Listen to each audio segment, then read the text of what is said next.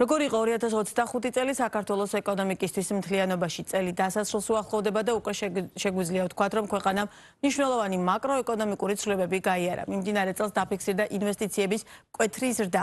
პირდაპირ უცხოური ინვესტიციები ფაქტობრივად გაორმაგდა, ხოლო ექსპორტის მაჩვენებლებმა რეკორდულ ნიშნულს მიაღწია.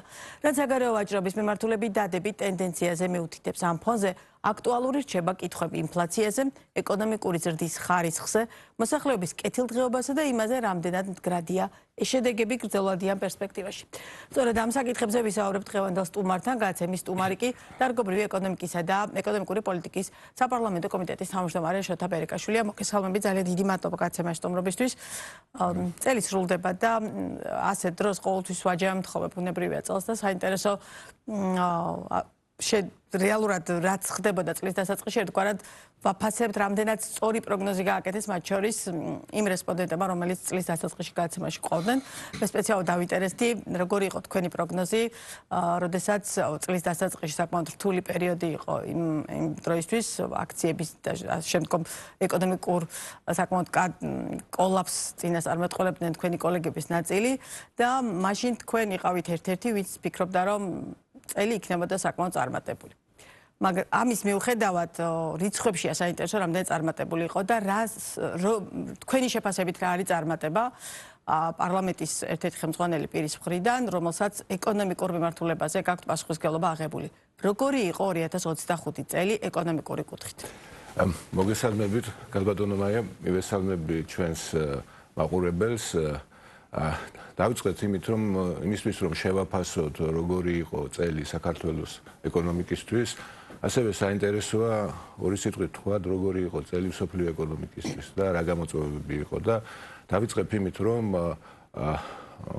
გეოპოლიტიკური დაძაბულობის ფონზე გლობალური ეკონომიკის და გლობალური მიწოდების ჯაჭვების ფრაგმენტაციის ფონზე იმ ვითარებაში, როდესაც მსოფლიო ეკონომიკის ყველაზე დომინანტი მოთამაშე ამერიკის შეერთებული შტატები აგრესიულად იყენებდა ტარიფების, სანქციების პოლიტიკას და ასევე აგრესიულად მიმართავდა reshoring-ის პოლიტიკას, რაც ნიშნავდა ინდუსტრიების დაბრუნებას ამერიკის შეერთებულ შტატებში, რომელმაც თავის მნიშვნელოვნად შეასრულა რიგი წამყვანი ქვეყნების, განვითარებული ქვეყნების ეკონომიკები და მიგვიყვანა იმ რეალობაში, როდესაც ჩვენ ვართ ერთპოლუსიანი გლობალური ეკონომიკური სისტემის გადაწყობის პროცესში, როდესაც იქნება ერთი უნიპოლარული ეკონომიკური სივრცის ნაცვლად ორი ან მეტი მულტიპოლარული ეკონომიკური სივრცე.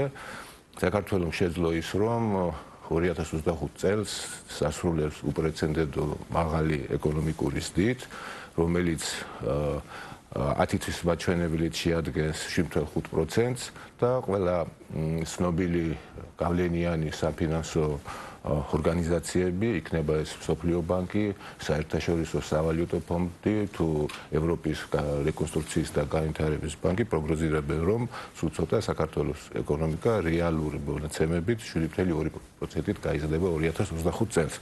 თუმცა უნდა აღნიშნოთ, რომ ნომინალური ზრდა იქნება 11.2% და ჩვენს ისტორიაში პირველად გადავლახავთ 100 მილიარდიან ლარის. ეხლა მაყურებლისთვის უფრო გასაგები რომ იყოს, რეალურად ეს ეკონომიკური ზრდა თუ არ ხარ კონკრეტულად ამა თუ იმ ბიზნესში ჩართული, ან ამა თუ იმ სექტორში, რომელსაც რეალურად მაღალი შემოსავლები აქვს, ამ შემთხვევაში პირობითად თქვა ტურიზმი, ეს ეკონომიკური ზრდა რამდენად რეალურად აისახება მთლიანად მოსახლეობაზე, ეს არის ძალიან მნიშვნელოვანი და სწორედ ამიტომაც ხშირად ვკითხულობ ხოლმე ამ თემას პრაქტიკულად ყველა რესპონდენტთან, რომ რამდენად გრძნობს ამას და თუ არ გრძნობს, რას აკეთებთ იმისთვის, რომ იგრძნოს. კარგით, მაგაზე იბასუხებთ, მაგრამ ამ ნაწილში მინდა აღვნიშნო, რომ ყოველივე ეს შედეგები, რომელსაც ჩვენ მივახციეთ მაკროეკონომიკურ თვალსაზრისით და ციფრების თვალსაზრისით, ეს იყო შედეგი სწორი, გააზრებული, თანმიმდევრობილი და პრაგმატული ეკონომიკური პოლიტიკის ნაწილი. მაშინ რაში გამოიხატება თანმიმდევრობა? ეხლა რომ მივყვეთ რა შედეგი ქონდა, თანმიმდევრობა გამოიხატებოდა იმაში, რომ ჩვენ პრაგმატულად მივდექით, მოვლენებს სწორად შევაფასეთ, დავინახეთ რა ცვლილებები არსებობს ერთის მხრივ სოფლიო ეკონომიკურ მოდელში რა შესაძლებლობებს ქმნის ის და მეორე მხრივ ასევე სწორად შევაფასეთ რისკები, რომელიც მსგავსი ცვლილებების შემთხვევაში არსებობს, დავაზღვიოთ რისკები და გამოვიყენოთ შესაძლებლობები. აი ეს იყო პირველ რიგში აღმასრულებელი ხელისუფლების დამსახურება და მინდა აღვნიშნო, რომ ეს ძალიან წარმატებული წელი იყო როგორც მთავრობისთვის, ასევე საქართველოს ეკონომიკისთვის და მნიშვნელოვანი არის, რომ ეს და შევინარჩუნოთ. და რაში არის საქმე, იცით, რომ 2025 წლის ბოლოს ერთწლ მოსახლეზე ჩვენი ეკონომიკა გადააჭარბებს $10,000. რაც სოფლიო ბანკის შეფასებით უკვე არის საშუალოზე მაღალ შემოსავლიანი ქვეყნის სტატუსი. თუმცა იმისთვის, რომ ჩვენ გავხდეთ მაღალ შემოსავლიანი ქვეყნის სტატუსი მივიღოთ, ამისთვის საჭიროა, რომ აღნიშნულის და გავაგრძელოთ. და ეხლა რომ დაუბრუნდეთ თქვენს კითხვას, რომ როგორ აისახა ეს ჩვენს მოქალაქეებზე, ჩვენს ადამიანს საქართველოს მოსახლეობაზე, მაშინ დავსვათ კითხვა, რომელი სექტორებში იყოს და რომელი სექტორები იყვნენ ზრდის მაგენიერირებელი და აქ ბუნებრივად იხატება ლოგისტიკა, ტრანსპორტი, გადაზიდვის სექტორი და ადამიანები, რომლებიც დასაქმებული იყვნენ აღნიშნულ სექტორში. ასევე არ შეიძლება არ აღვნიშნო ტურისტული სექტორის ზრდა და შემოსავლების და ტურისტულ სექტორში, რომელმაც უპრეცედენტო 4.5 მილიარდს მიაღწია 2025 წელს და უნდა აღვნიშნო ტურისტულ სექტორზე ჩვენ როცა ვსაუბრობთ, ჩვენ ვსაუბრობთ იმაზე, რომ ტურისტულ სექტორში პირდაპირ თუ არაპირდაპირ 250,000-ზე მეტი ჩვენი მოქალაქე არის დასაქმებული და სწორედ მათ შემოსავლებზე აისახა და მათ ბიზნესების შემოსავლებზე აისახა აღნიშნული შემოსავლების და ასე რომ ვთქვათ, ტურიზმიდან.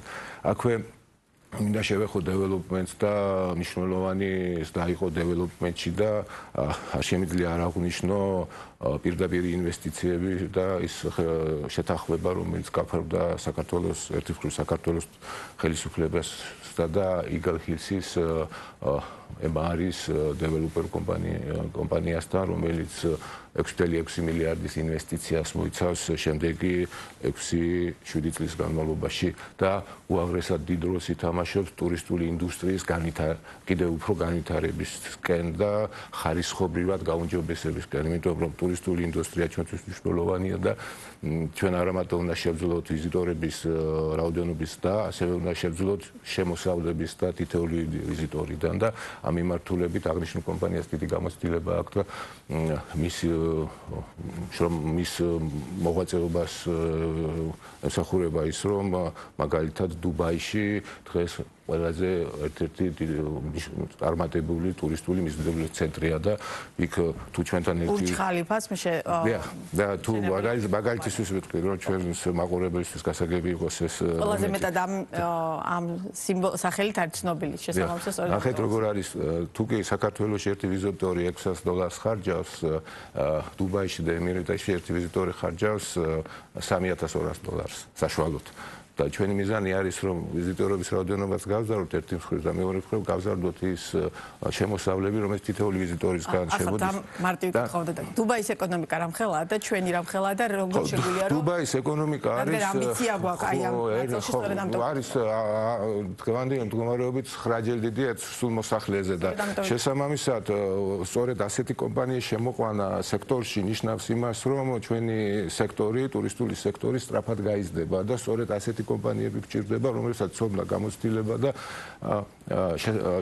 ფინანსური შესაძლებლობები აქვს, რომ ტურისტული სექტორი გადაქმნას და უფრო მაღალი კლასის სასტუმროები ააშენოს, უფრო მაღალი კლასის ინფრასტრუქტურა შექმნას და ისეთი სერვისები შეთავაზოს ტურისტულ ინდუსტრიას, რომელიც მსგავსი დუბაიში არის და ამის შედეგი იქნება, რომ უფრო მაღალ შემოსავლიანი ტურისტი შემოვა. კი ბატონო, ამ თემას აუცილებლად მინდა რომ ცოტა სიღრმეში წავიდე, გარდა იმისა, რომ ბევრი ძალიან მნიშვნელოვანი თემა გვაქვს მე და თქვენ სასაუბროთ, რადგან ეს თემა და აბსოლუტურად გეთანხმებით, რომ 6 მილიარდზე მეტი ინვესტიცია იმდენად მასშტაბურია, რომ შეუძლებელია, რომ ვინმეს არ უნდადეს მისი ქვეყანაში შემოტანა და შემოსვლა. თუმცა აი ეს კითხვები და ის გამოწვევები თუ ფაქტორები, რომელზეც მუდმივად არის ამ ინვესტიციის გაჟღერებიდან დღემდე საუბარი, მათ შორის იმას ვინ არის რეალური მყიდველი, რამდენად აქვს საქართველოს მოსახლეობას იმის შესაძლებლობა, რომ ასეთ კომპლექსში ბინა შეიძინოს და სწორედ თქვენი წინა გამოცდილების გათვალისწინებით დეველოპერული კომპანიის დამფუძნებელი ბრძანდებოდით, სწორედ აი ამ ფაქტორების გათვალისწინებით არის კი საქართველოში ის შესაძლებლობა, რომ ამ მასშტაბის ინვესტიცია ჩაიდოს, ასეთი პროექტები განხორციელდეს და მე მისი რეალიზაცია ისე გაკეთდეს, რომ დაუშვათ მისი მყიდველი არაფერი პრობლემური ჩემი გადმოსახედა შესაძლოა არ იყოს, რომ რაღაც პროცენტულმა ნაწილმა უცხოელებმაც იყიდონ, მაგრამ მთლიანობაში ეს რამდენად შესაძლებელია, რომ საქართველოს მოქალაქისთვის ხელმისაწვდომი გახდეს. მოდი აღნიშნული საინტერესოა აღნიშნული პროექტი ორ ნაწილად გავყოთ. კი ბატონო. ერთი არის კომერციული ნაწილი და მეორე არის, რომელიც ეხება საცხოვრებელ ნაწილს. აქ მნიშვნელოვანი წილი არის კომერციული ნაწილი, რომელიც გულისხმობს სასტუმროების, საოფისე ცენტრების, სავაჭრო ცენტრების მშენებლობას და მისი თამდები ინფრასტრუქტურის. ახლა ეს რას ნიშნავს? აი ეს ნიშნავს პირველ რიგში მაღალი კლასის სასტუმროების მშენებლობას, ნიშნავს მაღალშემოსავლიანი ტურიზმის შემოსვლას, A-კლასის ოფისის მშენებლობას. A-კლასის ოფისის მშენებლობა ნიშნავს გლობალური კორპორაციების შემოსვლას საქართველოში და მათი ოფისების გაჩენას საქართველოში. თანამედროვე A-კლასის სავაჭრო ცენტრები ნიშნავს ძალიან ცნობილი ბრენდების შემოსვლას. და ეს ყველივე ქმნის სერვისებს, რომელიც საქართველოსთვის მაღალშემოსავლიან ტურიზმს შემოაყვანს. ეს არის პირველი ნაწილი. და რატომღაც ამაზე ამის მნიშვნელობას ჩვენ ბოლომდე ვერ აღვიქვათ თუ რას ნიშნავს. სწორედ ესაა ის აქტივი, რომელიც შეიქმნება და ისეთ ვიზიტორს შემოიყვანს საქართველოში, რომელიც არა საშუალოდ $600 დახარჯავს, არამედ დახარჯავს სამჯერმედ. ახლა ეს რას ნიშნავს ციფრებში? თუ კი დღეს ჩვენ შემოსავლები გვაქვს 4.5 მილიარდი, ეს შეიძლება გაურმაგდეს და უფრო მეტიც გახდეს და მარტო რომ გაურმაგდეს უკვე 9-10 მილიარდი დოლარის არის, რაც ჩვენი ეკონომიკის უკვე 30%. ამდენად მნიშვნელოვანია ეს ნაწილი. რაც შეეხება საცხოვრებელ ნაწილს, აქაც ეს პროექტის ნაწილია და მე დარწმუნებული ვარ, რომ ჩვენი მოქალაქეების მნიშვნელოვანი დიდი წილი ჩვენი მოქალაქეები შეიძენեն აღნიშნულ საცხოვრებელ კომპლექსში ბინებს. თუმცა ისიც შესაძლებელია, რომ უცხოეთიდან და ეს მარტივ კითხავს დაგისვავთ უგან, რომ მაგალითად მას რო ახორციელებდეს თქვა ამერიკული კომპანია. და აქ რო ქსენოფობიური განცხადებების გაკეთება რო დაიწყეს არაბებს და მათ ისინი რო ყვედიდნენ საერთაშორისო ბაზარზე. არაბებს არ მიყიდნენ ან ფრანგებს ან ეს არის საერთაშორისო დონის დეველოპერი, რომელიც სამარკეტინგო პლატფორმა არის ევროპის ბაზარი. ასევე არის ამერიკის ბაზარი. ასევე არის გალფის ქვეყნების ბაზარი, მაგრამ საერთაშორისო დონის დეველოპერია და ჩვენ უნდა გვიხაროდეს, რომ გასი დეველოპერი შემოდის და ის აღიქვამს ქვეყანას როგორც ერთ-ერთ წარმატების მაგალითს. და ჯერა ჩვენი ქვეყნის დეველოპერული სექტორის და ტურისტული სექტორის რაც თავარი, იმიტომ რომ მათი სპეციალიზაცია არის ტურისტული სექტორის ხარისხის ამაღლების შედეგად აქტივების ღირებულების დის მიღწევა. აი ამას უმიზნებენ და უმიზნებენ იმას, რომ ის ინფრასტრუქტურა კომერციული, რომელსაც შექმნიან, მისი კაპიტალიზაცია 5-ჯერ და 6-ჯერ გაიზრდება. კი ბატონო. რომ მივუბრუნდეთ ეკონომიკური ზრდის მაჩვენებლებს, რამდენად რეალურად იზრდება საქართველოს ეკონომიკა? თქვენ ბევრჯერ ახსენეთ ერთსულ მოსახლეზე $10,000. და რა ფაქტორებზე რეალურად ეკონომიკა რამდენად რეალურ მდგომარეობაში იზრდება ამ სიტყვის პირდაპირ მნიშვნელობით და მით უმეტეს გარე ფაქტორები თქვენ შესავალ ნაწილში სწორედ გარე ფაქტორებზე ამ ნაწილსაც შევეხებ, მაგრამ ჩვენი ეკონომიკა დღევანდელი გადმოსახედა გრძელვადიანად მზარდია? აი შევხედოთ მარტივ ციფრებით რო შევაფასოთ, ესა მოდი რამდენად იზრდება და როგორ აისახება ჩვენს მოქალაქეებზე. საშუალო შემოსავალი დასაქმებულის 4 წლის წინ იყო სადღაც 1200-1300 ლარი. საშუალო ხელფასი დღეს საქართველოში წლის ბოლოს საშუალო ხელფასი არის 2300 ლარი. ხო, მაგრამ აქ წამყვანი ადგილი უკავია IT მიმართულებას და ასეთ სექტორებს. მაგრამ ეს ადამიანები ხომ IT სექტორში არის დასაქმებული, ხო? ეხლა ჩვენთვის გამოწვევა რა არის და რას ვისურვებდი მე, რომ ჩვენ შევძლოთ მაღალ არაზღაურადი სამუშაო ადგილების შექმნა.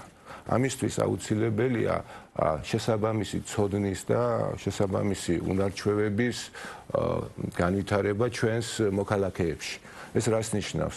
სწორედ ამიტომ ვაკეთებთ ჩვენ განათლების რეფორმას, რომ განათლების სექტორმა შეძლოს ეკონომიკას მიაწოდოს ისეთი კადრები, რომელიც მაღალშემოსავლიანი იქნება და განსაკუთრებით აქცენტით კეთდება სწორედ IT-ის მიმართულებით, ხელოვნური ინტელექტის ელემენტების გამოყენების მიმართულებით, ცოდნის შეძენაზე, ასევე ტექნიკური განათლების მიღებაზე, რომელიც მაღალ ანაზღაურებადია და ჩვენი მიზანი არის, რომ ეკონომიკის სექტორები განავითაროთ ისინი, რომელიც მაღალ პროდუქტიულობით ხასიათდება და არის თანამედროვე ეკონომიკაში არის სექტორები, რომლებიც განვითარებას არ არის გეოგრაფიულ არეალზე მიმბული ან ადგილობრივ ბაზრის სიდიდეზე, არამედ საზღვრები წაშლილია და შეიძლება თბილისში იჯდა და მოსახურება გაუწიო ისეთ კომპანიებს, რომლებიც შეიძლება ვოლ-სტრიტზე ოპერირებდნენ ან ლონდონში ან პარიზში და ასე შემდეგ და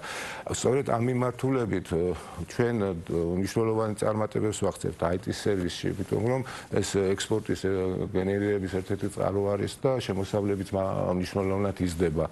ასევე მნიშვნელოვანი არის ხელოვნური ინტელექტის მიმართულებით ცოდნეს და გადამზადების ცენტრები გავაკეთოთ, იმიტომ რომ აქაც არ არის ამ მიმართულებით ცოდნას მაღალ შემოსავლიანი, მაღალ ანაზღაურებადი ხელფასი მოყვება და მიზანი არის, რომ ტარგეტირებულად ვიყვებით იმ სექტორებს, რომელიც ქმნის მაღალ პროდუქტიულობას და შესაბამისად ეს თავის მხრივ ნიშნავს მაღალ ხელფასებს და მაღალ შემოსავლებს და სწორედ ესაა რეალური ეკონომიკა და არის რაღაც მიმართულებები, სადაც ჩვენ გვაქვს კონკურენტული უპირატესობა, მე პირადად მიმაჩნია, რომ ჩვენ უაღრესად დიდარი ვართ ადამიანური კაპიტალით. ეს არის უაღრესად მნიშვნელოვანი ნაწილი და უაღრესად ნიჭიერი ხალხი ვართ და სწორი უნარჩვევებით და სწორი ცოდნით ჩვენ შევძლებთ ისეთი ეკონომიკური სექტორების განვითარებას, რომელიც მაღალ ანაზღაურებდა და ეს უნდა გამოვიყენოთ და ამაზე კაპიტალიზაცია უნდა მოვახდინოთ და მიმაჩნია, რომ ეკონომიკის სექტორმა და განათლების სისტემამ ერთმანეთში შერწყმაში უნდა იმუშაონ იმისთვის, რომ ჩვენ შევძლოთ ჩვენი მოსახლეობის ადამიანური კაპიტალის მაქსიმალურად გამოყენება და მათი გასვლა არ მოხდეს ქვეყანაში და ქვეყანაში მოხდეს მათი შესაძლებლობების გამოყენება. კი ბატონო, რადგან საუბარი გლობალური ეკონომიკაში არსებული ტენდენციებით დაიწყეთ, ამ კუთხითაც მინდა რომ ვისაუბროთ. 2025 წელი საკმაოდ ისეთი გამოწვევების ავოსტა წელი იყო, მათ შორის ჯერ ტრამპის მუქარით რომ ტარიფებს ყველასთვის დააწესებდა, მერე ცალკეულ ქვეყნებთან შეთანხმების მიღწევით, მერე სხვა ტიპის გადაწყვეტილებით და ასე შემდგომ და მივედით ამ ყველაფერს პარალელურად თან ერთვის რუსეთ-უკრაინის ომი, რომელთან მიმართებაშიც ძალიან დიდი გაურკვევლობა ამ განსაკუთრებით ბოლო პერიოდში და შესაბამისად ამ ყველაფერმა საკმაოდ მნიშვნელოვანი გავლენები კვლავაც იქონია. თუმცა გლობალურად ეკონომიკა არ არის ჩაკეტილი სისტემა, ანუ ჩაკეტილი არ არის და რეალურად განვითარების სხვადასხვა ეტაპზე გადაწყდა. ჩვენ სად ვართ ამ ნაწილში და პირობითად მრავალპოლუსიანი ეკონომიკაზე როცა ვეწყობით, აღარ არის პირობითად ერთპოლუსიანი ამ შემთხვევაში. ჩვენ სად ვართ და რა პოზიციონირება გვაქვს, საით მივდივართ? აქ შევეცდით ამ მნიშვნელოვანი ნაწილი ჩვენი ანუ რეალურად პრობლემები ევროკავშირთან, რომელიც მნიშვნელოვანია და პოლიტიკურ ნაწილს უკავშირდება, თუმცა ეკონომიკურად, თუნდაც იგივე ევროკომისიის გადაწყვეტილების საფუძველზე, ბოჭკოვანი შავი ზღვის ბოჭკოვან კაბელთან დაკავშირებული პროექტი დადებითად იყო ხო შეფასებული. ამიტომ საინტერესოა სად ვართ როგორც ეკონომიკურად ქვეყანა. ესა უაღრესად მნიშვნელოვანი კითხვაა და ასე რომ ვთქვათ 21 საუკუნის კითხვა არის აი სად ვართ და რა შესაძლებლობები იქნება. ჩვენ მომსწრევართ ისეთი გლობალური გადალაგების, რომელიც ალბათ მომდევნო 50-60 წლის შემდეგ განსაზღვრავს მსოფლიო ეკონომიკის განვითარება. და აქ საქართველოს ეძლევა უნიკალური შესაძლებლობა, რომ ამ მულტიპოლარიზმში, როდესაც იკვეთება ორი დომინანტის სივრცე, ეს გაცხადებული არის უკვე, ერთი არის ატლანტიკური სივრცე, სადაც დომინანტი მოთამაშე არის ამერიკის შეერთებული შტატები და შემდეგ მეორე სივრცე არის კოლექტიური სამხრეთი, ხო, სადაც დომინანტი მოთამაშე არის ჩინეთი.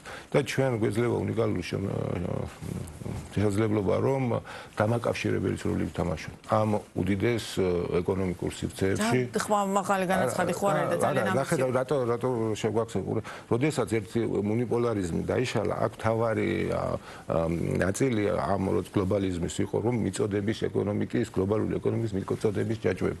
და როდესაც ერთი დომინანტი მოთამაშე იყო, ის აკონტროლებდა მიწოდების ჯაჭვებს, შესაბამისად ის აკონტროლებდა კომერციას და ფინანსებს. და როდესაც მულტიპოლარიზმში უკვე დივერსიფიკაცია ხდება მიწოდების ჯაჭვების. გლობალური მიწოდების ჯაჭვებში, შესაბამისად, იმიტომ რომ ეს გასაზღვრავს ისევ კომერციას და ამ შემთხვევაში ამ დივერსიფიკაციაში თამაში შემოდის შუა კორიდორი. სადაც ჩვენ ვართ და ეს არის უნიკალური. რომელსაც კონკურენტი უჩნდება. ბოლომდე კონკურენტი ალბათ არ არის ზანგეზური, მაგრამ მაინც არის კონკურენტი ზანგეზური. მე პირადად იმაჩნია, რომ ჩვენ საქართველოს ცალკე აღებულს ვერ აღვიქვამთ რეგიონში, სამხრეთ კავკასიაში, უფრო მნიშვნელოვანია, რომ საქართველოს, აზერბაიჯანი და სომხეთი ერთიანი რეგიონული ეკონომიკური სტრატეგიის ნაწილი გახდეს, რადგან მიზიდულობის ძალა გაიზრდება და ჩვენი შესაძლებლობებიც გაიზრდება და ჩვენთვის უფრო მნიშვნელოვანია, რომ შუა კორიდორის პოტენციალი და დღევანდელი გაწარება, ვთქვათ, 5-ჯერ და 6-ჯერ გაიზარდოს და ეს ნაწილიც გადანაწილებულიც იყოს ჩვენ მეზობლებზე, რადგან ეს აჩქარებს კომერციას და უაღრესად დიდ ეკონომიკურ შესაძლებლობებს. ანუ ზანგეზური შუადერების ერთგვარი შემავსებელია. შემავსებელი არის. დიახ, აქ მნიშვნელოვანია, რომ ჩვენ შევძლოთ ინფრასტრუქტურული პროექტების წარმატებით გახორციელება, რომელიც დაანონსებული გვაქვს. ეს არის ანაკლიის პორტის მშენებლობა, ეს არის ახალი აეროპორტის მშენებლობა, ეს ტემპები, რა ტემპებითაც ანაკლიის მშენებლობა, ან ახალ აეროპორტთან დაკავშირებული პროცესები მიმდინარეობს. გაკმაყოფილებთ, როგორც ზედამხედველი საპარლამენტო კომიტეტის სამშობლოს ამ შემთხვევაში მთავრობის მუშაობის ნაწილში? ჩვენ გვაქვს განცხადებული, რომ 2029 წელს პირველ გემს მივიღებთ და ძირითადი მოსამზადებელი სამუშაოები დასრულების ეტაპზე არის და მიგვაჩნია, რომ მომავალ წელს უფრო აჩქარებული ტემპით გაგრძელდება სამუშაოები და ეს უაღრესად სტრატეგიულად მნიშვნელოვანი პროექტია. ასევე აღნიშნავ, რომ სტრატეგიულად მნიშვნელოვანი პროექტია შავი ზღვის ბოჭკოვანი კაბელი და ელექტროკაბელი, რადგან ჩვენთვის ენერგეტიკაზე საუბრობდით წინა გადაცემაში, ჩვენთვის უაღრესად მნიშვნელოვანი არის, რომ აღნიშნული პროექტის განხორციელება, იმიტომ რომ ეს დააბალანსებს ჩვენ ენერგეტიკულ სისტემას და იმიტომ რომ გამოწვევა ჩვენთან შემთხვევაში გვაქვს ის, რომ რაც შეიძლება მეტი ექსპორტის დერეფნები გქონდეს.